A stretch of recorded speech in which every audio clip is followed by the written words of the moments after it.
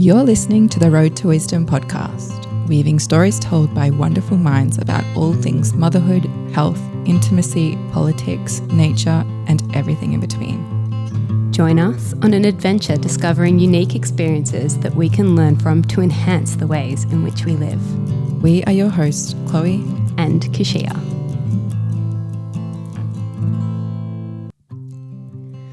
Welcome back, everyone, for part 2 with Alison Ramsay. If you haven't listened to part 1, please go back to last week. It's an incredible recording. Alison is a wealth of information, and we speak about living with the seasons and following our circadian rhythm, how she has introduced more winter into her life so she can rest and recover, and how we all are winter deficient.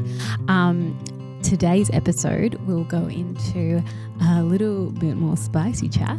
Chloe and I share a few opinions which may or may not go down really well, and it's a fantastic talk, and it does get spicy and it's brilliant. So hope you enjoy, and we'll see you next week. I don't know, those who are just listening and not watching, Alison's face is like legit glowy. Amazing. I think about this all the time on Instagram. Like, I'm feeling a little bit wrinkly. As she says she's 46 and I'm like, yeah. Oh, shit. Oh, you guys are gonna make me. Yeah, but you know what? You haven't even followed her for that long. I have, and so I see. No, well, this is like why I'm so interested in chatting with you, because like I've watched like and it hasn't even been that long. It's been like, a couple of years, but like I've seen even like it's like you're in real time anti-aging, reverse aging. And that sparks my interest because obviously Kashia and I, you're much wiser and older than us, not much, but a generation, 10 years actually. And so we're kind of like in that generation of like needing to hold on to our age, but it's a false sense of like we're losing it and we have to maintain it with like Botox and, Fillers altering things and surgeries, be on our eyebrow maintenance like proficiently it's like all the things, like eyelash extent, like everything, like you can't let any gray hair come through. But then there's like true reverse aging, like literally you're like this pin-up for what's possible. And I'd love to, if that's where you were going with that, Kashia. Yeah, please, can you help us out there? Oh, well, thank you. I'm like flattered. A little like red in the cheeks.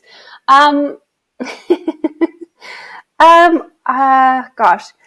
So reverse aging. So I feel fortunate enough to like, even though I'm a recovering perfectionist, that perfectionism served me in certain ways, in that I was obsessed with what creates health from a very young age. And I feel really, really lucky to have found the work of Weston A. Price when I was about 20. So for context, it's like 26 years ago. So that's a long time. Some people are just learning about Weston Price now. And he teaches a lot about he was a dentist who traveled around the world studying different tribes of people and comparing them to modern versions of that culture. So say he would have studied a Samoan in Samoa, living their traditional way, and then studied a Samoan who was like living a modern lifestyle, say in the United States, and he was a dentist, so he compared dentition, but it came to like facial structure and total health. And his book, Nutrition and Physical Degeneration, which you can read online for free. Even if you just look at the pictures, it's pretty astounding what you notice. And I had been vegetarian for 6 years before that point, and I wasn't very old, and I was already experiencing quite significant health issues. And I thought, oh my gosh, if I don't do something about this now, like by the time I'm 40, I'm going to be really sick. And so I dove in headfirst and really brought back then it was so controversial to bring in huge amounts of meat and fat and that kind of thing, bone broths and things like that. And that definitely took my health up to another level. But being as curious as I was, I wanted to study, and not intentionally. I just came across like, what is aging, and it essentially is a loss of energy in our system. And for the quantum people, I don't want to get too technical into like cellular biology, because I feel like that doesn't serve most people. There are educators out there who are great at explaining all the technical stuff, and if you're into that, you can go seek them out. But my mission is always to simplify things for people, even though I have studied the technical stuff. But for the quantum people, we know energy in a system as electrons, as the unit of energy for our cells, particularly our mitochondria. But I'm not going to go there. I'm just going to talk about energy and inflammation. So inflammation, there's two types of inflammation. There is chronic inflammation and there's acute inflammation. Acute inflammation is the kind that's normal and natural to our body. That happens when we get a cut. We get like an inflamed area on, if it's our arm, say our arm. Our immune system goes there, it seals up the cut, we get better. It happens real quick, right? Like amazing. We could slice our arm open in a week. It's so much better, right? We don't have to think about it. We don't have to really do anything if we're well, if we have energy in the system. Or if we get an infection like a cold or a flu, we get an acute inflammatory response from our immune system and everything is good. Chronic inflammation is inflammation that comes from our lifestyle. So again, moving away from this biological design, from this like umbilical attachment to the natural world, because we are a system, the earth is a system, we're supposed to be plugged into each other and we feed off each other. There's literally energy and information from the sun, from the earth, from the everything. We're just should be like a mother and a baby, umbilically connected to those systems. So the more we leave that system, and we can tease apart what that looks like, but we've pretty much done that in a lot of ways already, we get what's called chronic inflammation. So that just means our body is confused. There is a degree of confusion and chaos in our body, just like there is in our mind, in the health space.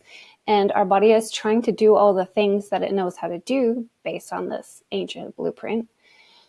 But it does those things based on certain inputs, right? So it does those things based on inputs from the sun, inputs from our food, inputs from our connection to the earth, our bare skin on the earth. And so if we're never in connection with the earth, if we never see the sun and we're always under artificial lighting or screen light, if we're eating foods from all over the world at any time of day and night and at any time of year, then this creates a lot of confusion for our system because it's still more adapted to the natural system. And so we get an immune response, and it's a slow drip of inflammation. And basically, energy and inflammation are like a seesaw.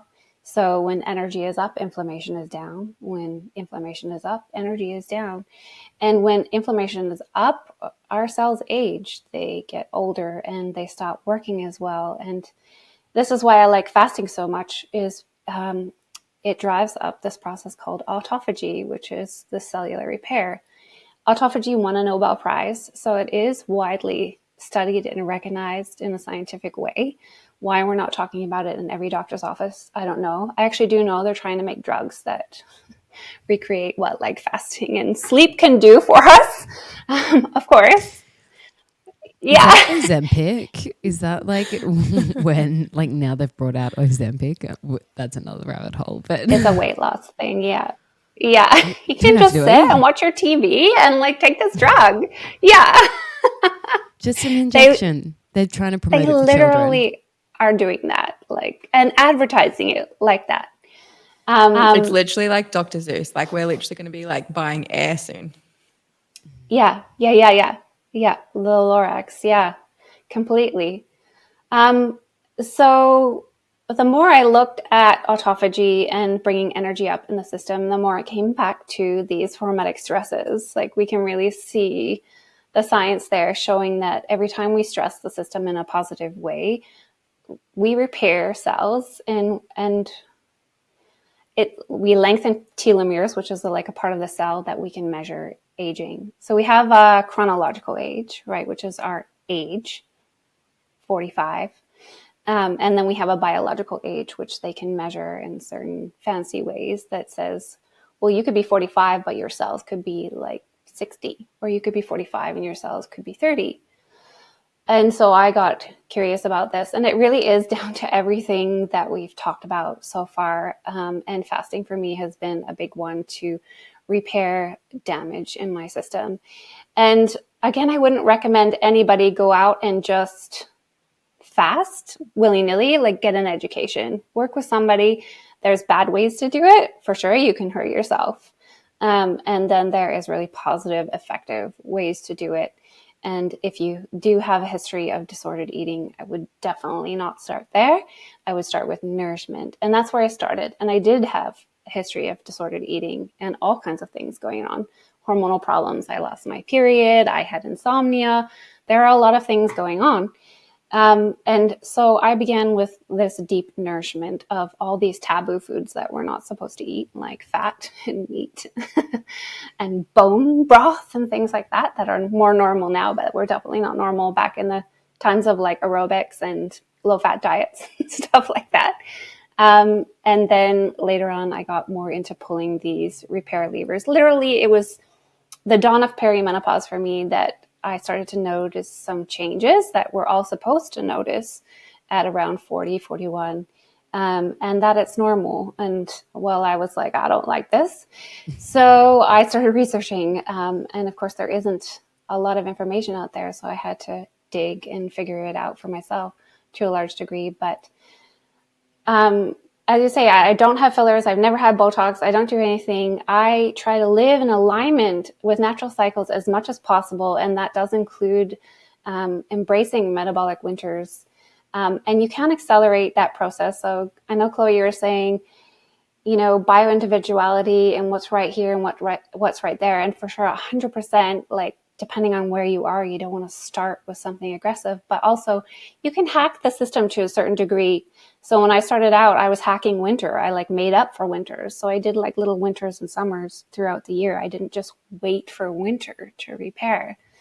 And you do have to be mindful how you do it. And of course, I just use natural products. I mean, there's no like wild secrets. I don't like do microdermabrasion. I don't even know what that is. Like, I just eat like an ancestral diet that is in alignment with my seasons, and I maximize repair. And I think the more that we're able to pull repair levers in modern times where we have so many things that create damage, the better off we're going to be, because we don't live in the clean world that we used to live in. We have toxic chemicals everywhere, and we have a lot more biological stresses than we ever have. And so repair needs to be something that is prioritized in our lives.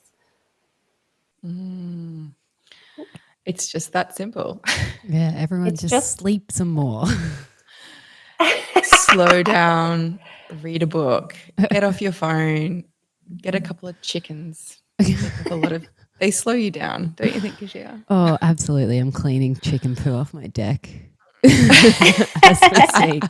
It really does get me away from technology, at least. And but when you were saying that, I do feel like it is that simple. But I was wondering, like, obviously when we're seeking this type of information, do you feel like, obviously there's a big difference between men and women, and a lot of the information, like we could listen to Andrew Human Lab or something like that, and it's going to be like, do this, do that.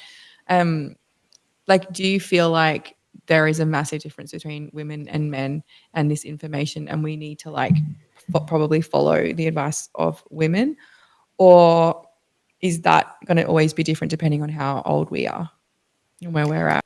Oh, that's a big question.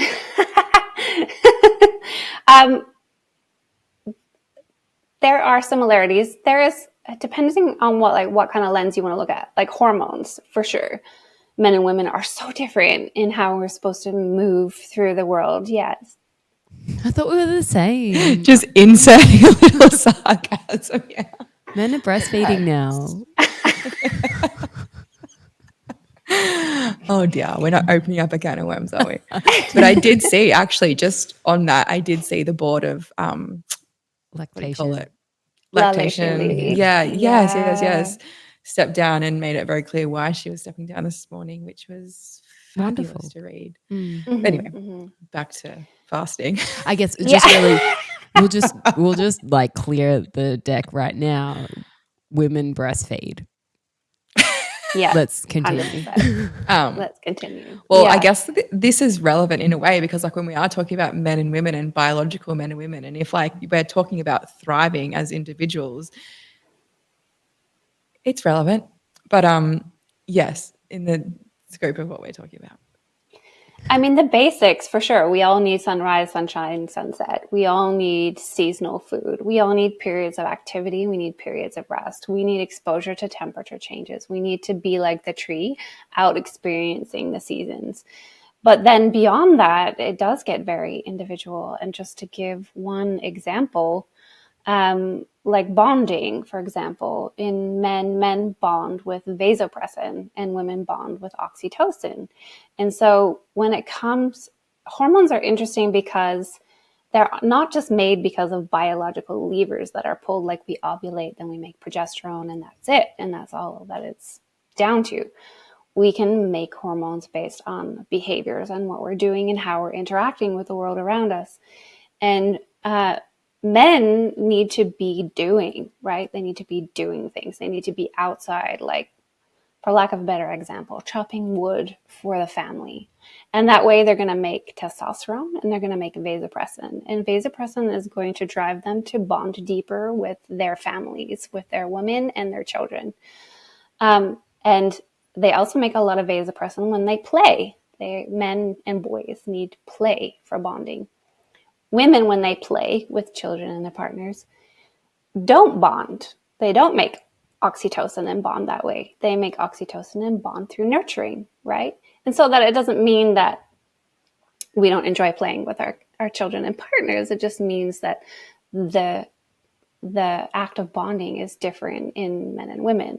So when we start to, narrow the lens down a little bit, we can see that there are quite a lot of differences, right? In the picture of health, we need to really account our hormonal health.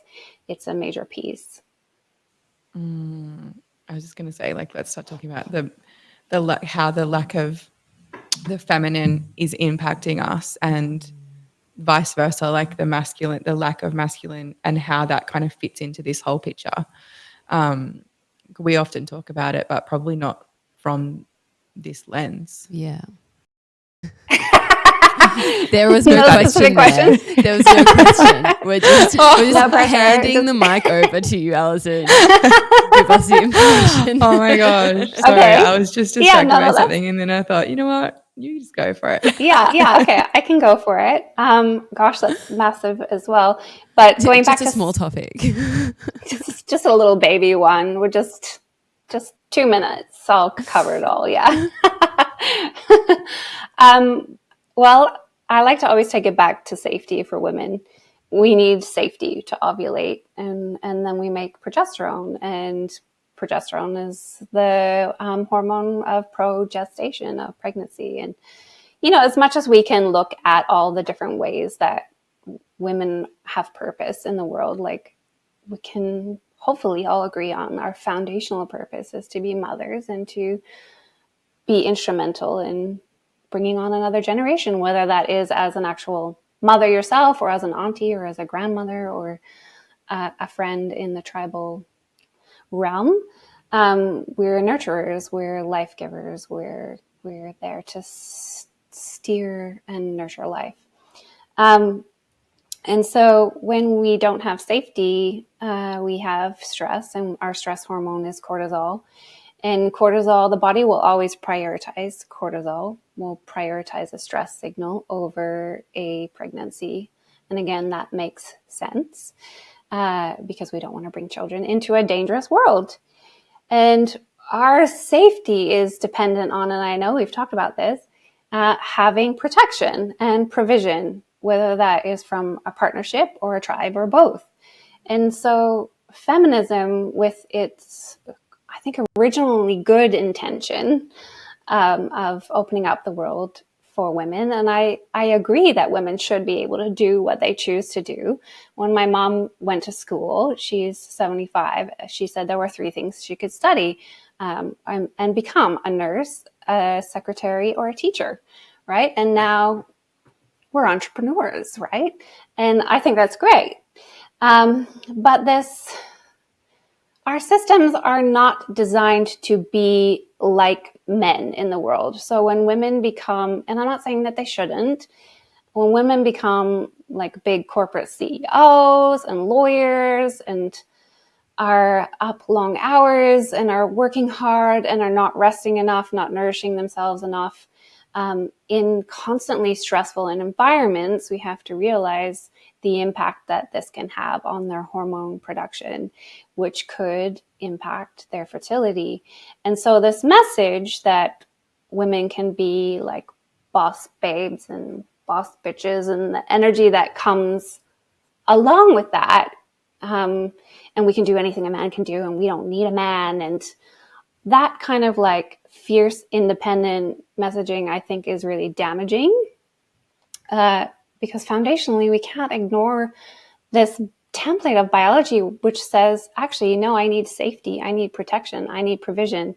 And in that like blanket of goodness, if we want to, we can then move forward and become a lawyer or an entrepreneur or whatever it is. But I've seen interviews of people who talk about this, and it seems like a lot of these women who have families at home do miss that, and there is this foundational urge to come back and be home with their family and to prioritize the family life. And so there is this push-pull, and I just wonder how much of this messaging is actually good and how much is it like psychologically problematic, especially for young girls who are getting the message that they're most valuable based on what they can be in the world, rather than based on like who they are.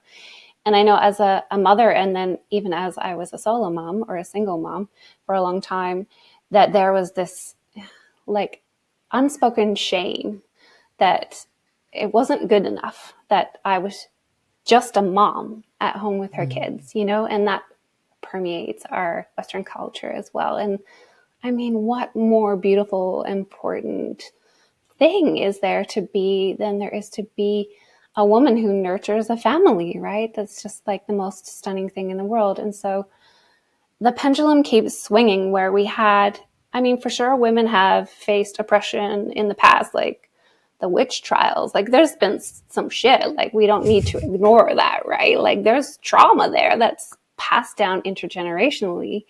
But there's like always a big pushback, and the big pushback from all of that was feminism. And now the pendulum swung too far, and now we've got to push back, and women are like, feminism sucks and blah, blah, blah. And I think there is sort of this happy medium there. And then the other part of that is, what is feminism doing to our men and then doing to our family units, and how is it damaging the protection and provision that our biology is looking for? What do you think, like because we actually had our partners on our podcast this 2 days week. ago. Yeah. Ooh, and exciting. yeah, we kind of touched on like their roles and things like that. And they were kind of asking us like, what do you expect of us and things like that. And it's like, I feel the same for men as well. Like we've obviously, not us personally, but the wave of feminism has asked so much of them. And so they're also trying to be, whilst we're trying to be boss bitches or potentially reclaiming our rights to be just a mum, which I feel really strongly about. I don't particularly have any urge anymore to be career driven or, be the breadwinner or contribute in that way. I just want to have the freedom to be able to hang out with my kids for as long as they need me. But for the dads and for the men, I feel like they need to be here all the time and almost be the 50-50 nurturing, and they need to be like present, and they need to be like all of these feminine things almost. And they're so fucking confused. They're like, but it's what just do you too much. expect from me? Like, this is all too much. Like, you've got to be. You see, like the rates of depression. Burnt out dads too. Yeah. And so everyone's kind of burnt out. I share so much of what you just said, Alison, was just such a perfect little package of so many different topics that I've been exploring, because I definitely grew up in, like, I went to a private school, and I was speaking to my mum about this the other day. In a private school, it's not women and men are different. It's like you boys and girls are all going to grow up and go to university and have really driven careers. But like what no one understands is those driven careers were initially designed to support men and men's like ability to work through a day, through a month, their cycles. And it's just like girls can do it too, but we haven't changed anything. And like one of the funniest things I think about feminism is that it's so masculine. It's just pushing women to become masculine, and this is what equality is, rather than understanding that we are different. How do we make these opportunities available to the sexes equally, honouring our differences? So that's just something huge that I've been exploring, because I was like, how have I gotten to 36 and I'm still like feeling guilty that I can't physically bring in 50% of the income in our household? I'm like, what kind of messaging have I received? And schooling is such a big thing, and I would imagine lots of our viewers had received the same messaging. And I mean, we never talk about families and having babies. That would be a total failure as a human if that's the route you went down before having this huge career. So it is really, really interesting but I think really good points to make so that we can actually counter it. Like if we have this information that actually like these huge corporate jobs and positions work really well for a masculine like what is it? Energy. I know. And men's energy. Sorry. You know what? Me and Brenton were having like a little conversation about this, and I can't believe I'm about to share this because I'm going to get my hand ripped off by the masses. But I was like, I don't think that a woman should be the president of America, the United States of America. Like I don't. And he was like, I'm going to make that as a woman, like, what's your, like, aren't you like wanting? And I was like, that's like, think about that role of the president of the United States of America. Like, why? It's not that a woman can't do it, but why should she? Like, she's going to have to make some really big decisions. She's going to have to do a lot of things that are outside of the scope of like being a leader. And she's going to have to be a leader. And I feel like naturally, innately, women shouldn't do that. And it just brings, and it's crazy because like I don't really have the words for it or to explain it, but on the macro scale, that's what I'm seeing and that's how I feel. But on my little area here in my home, I'm like, oh yeah, it makes sense from a masculine, feminine polarity standpoint that my partner's going to go out there and it feels good when he leads, and it feels good when he makes big decisions, and it feels good when he doesn't bring emotions into things, and it feels good. And then I'm like, hang on, every single person is wanting this woman to be the president of the United States of America and do the opposite of what feels good for me as a woman. And we want to call that progress. And I'm like, I don't even know why, but that does not feel like good. That doesn't feel like a progress thing. And it's not like, but we've made it into this like really emotional, like women should be leading and women should be on the front and center, and like the patriarch, like all the thing, like let's break it down, let's blow it up. But if we're looking at it through this lens of like how can women thrive, I'm just not sure if that aligns. And I'm not saying I'm right either, but that's what I was thinking. And I'm gonna get my head ripped off. Everyone here agrees with you. Agree with 100%. Okay, but on that, on that point, God, we could take this so many places. Hey, this deserves its own like 4 or 5 series podcast. But like when we are talking about women in men's roles, like where like what I find really interesting is where we got to this point where we're like trying to squash like round women into a square peg, and like that is progress. It's like, well, if we're going to have women in leading roles, let's have like the president of United States it's a square peg. Like it's just never going to be able to smush a round Like, you know what I'm trying to go with this. Yeah. But when you see like tribal, like in certain tribes around the world where it has been like women who are the leaders, they're still doing it in a very female, feminine way. And you see men and women working to their biological strengths and their mental strengths and coming together, and it is like a partnership, and there's no like patriarchy, matriarchy, like all of that dissolves away. Everyone's working to their strengths and they're building this fantastic community that just flows and works really well together. So yeah, I'm big on pointing out the differences between men and women, because that's how we can actually work around what we have and use everyone's like positive points to create a really great environment. So Exactly. Yeah. And I love to just bring in the concept of duality here, where we live in a world of dualities. We have day and night, which is a spectrum. We have summer to winter, which is a spectrum. We have activity and rest. It's a spectrum. We have masculine and feminine. It's a spectrum. It's like the yin and yang. It's a duality. And those two pieces create a whole thing. And so it really isn't about who's leading. It's about working to our biological strengths, like you said, Kashia. And sometimes women are leaders. There's definitely matriarchies we see in hunting and gathering societies. But for the most part, in family systems or tribal systems, the woman is there as an advisor. We forget often about the oracle aspects of femininity. And have you guys seen the movie 300? No. Okay, never mind. Maybe ages ago. Yeah, but that aspect of like the woman behind the man, that concept of you know, maybe when your partners are trying to make a big decision, when they're ready, they'll come and say, "Hey, babe, what do you think about this?"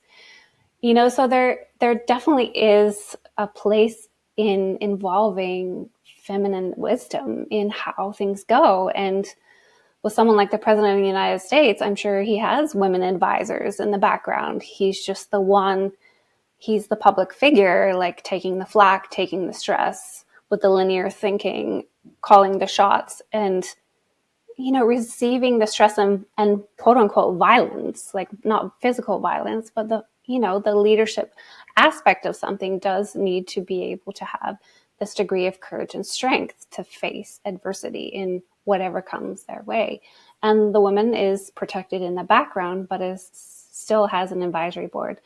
And there's this polarity teacher who I really love. She's a dear woman named Gillian Pothier. And she always says, the men lead, but women's frequency comes first.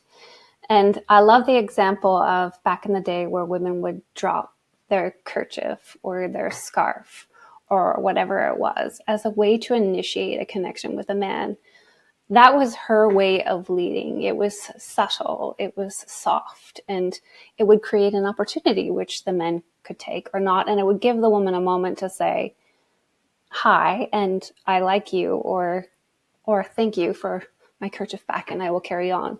And I think that subtle form of steering particles in the world is a much more feminine approach. And so I don't want people to think that there isn't an aspect of leadership and femininity. It's just we go about it in a much more delicate, soft, wise way, and it's beautiful. Or we go about it in a really hardcore way and then get stressed out and end up with all these autoimmune diseases. So, you know. Well, imagine the stress of just hating men in general. Like, I have seen some of the most outrageous comments from people in the Northern Hemisphere about what they're going to do now and how stressed they are and how scared they are and how like their world is collapsing. They feel like they're in danger. They feel all these things, and like the stress of that alone is just insane. But something I did when you just touched on something that I thought was related to this is like that tribally speaking, like the men led, but the women also led, and then they were the leaders of their women and whatnot. And there was like this sense of women's business. And I feel like a big problem with our health and our knowing is the lack of women leading women's business and knowing women's business and sharing women's business. Like, people have their absolute knickers in a knot over abortion, for example, and like my opinion on whether or not you should have one is completely irrelevant. But if you want one, you should know how to have one without going to Big Daddy Doctor and asking for one and then receiving one, because like I'm assuming, and I'm just kind of riffing here, but like tribally, women would have taken care of women's business and end of story. Mm-hmm. So like I think even just generationally, like my mum would have had to teach me things and would have known things, and I would have, or not even a teaching, but a very subtle, like this is how we walk to feed the chickens in the morning. Like it's just that simple. This is what we do.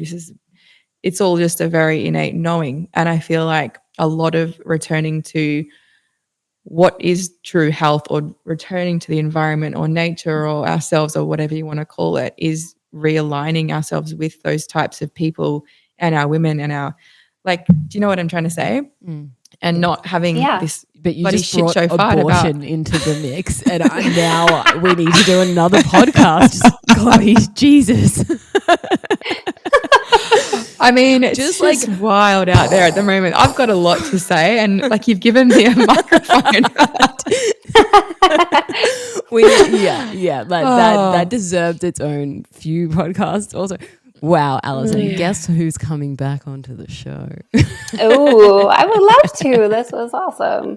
But I loved what you said, Chloe, and I think it goes back to this whole concept of confusion that we were talking about earlier on, where there is this blending of roles. Nobody knows what their purpose is anymore, and that speaks loudly for men. They don't know what to do anymore. They don't know what their role is anymore, and something that men really need is to feel useful. They need to feel needed. They have a very strong purpose to serve, right? And if they can't serve their woman and they can't serve their family, they don't have this like deeper sense of purpose on a biological level, and they feel purposeless, useless. I'm going to say something that will also spark a little bit of conversation, but oh my God, it's going to go.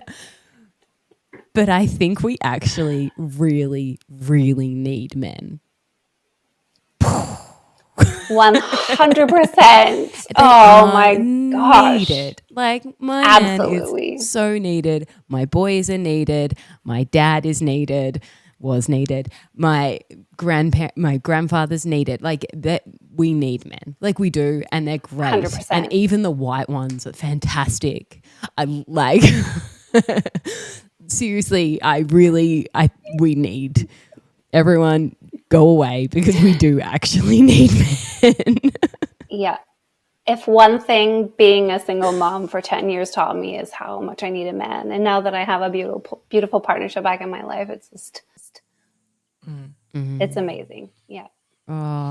We absolutely need men. I feel like we should wrap it up there. I know we could, and when we'll just bring up some really hardcore, like, is there any topic we didn't cover here?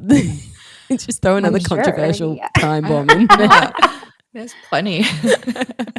But no, thank you Alison, so much for coming. Thank you. Where can our listeners find you to learn more about this anti-aging deliciousness that you bring to the table, but also just to slice through the confusion around health? Thank you.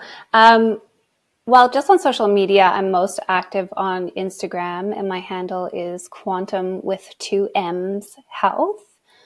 I also have an exciting program that I'm launching in the new year. It's a 12-month slow drip, strip away the confusion, bring back in common sense, get you understanding your body, and get you back into communication with nature style program. And we already have 4 people. We're only taking 10, so there's 6 spaces left. This program is designed for people who are confused about how their body works and confused about health in general. I'm pretty excited about it. It hasn't launched yet, but if you go to Roots to Rubies, ROOTS to Rubies, RUBIES.com. Then you can sign up for more information and we'll get in touch to see if it's a good fit. It's an application process. So yeah, it will encompass a lot of what we talked about today. So I'm pretty excited about that. Amazing. We'll be able to link to that in our show notes. Again, thank you so much, Alison. This has been a fun chat. I've really thoroughly enjoyed myself. And Chloe, I'm going to give you a mic more often. You always do, but usually, you know what? It's like the baby thing. Like, I don't know if everyone's watching this, but we actually don't have any babies today. And yeah, I feel like, you know, and this kind of like makes sense with everything that we've just spoken about. Like, we always have our babies. So our brains are like wired to our babies. And so I don't know how we've ever had a chat with any of our babies, but some have had, but it's so much nicer without them. So much nicer without them. Oh, all right. Thank you, everyone. We will see you soon. Thanks for tuning in to the Road to Wisdom podcast. To join the journey, you can follow us on Instagram at theroadtowisdom.podcast and at www.theroadtowisdompodcast.com. Don't forget to subscribe and leave a review. We look forward to seeing you next week with more juicy content.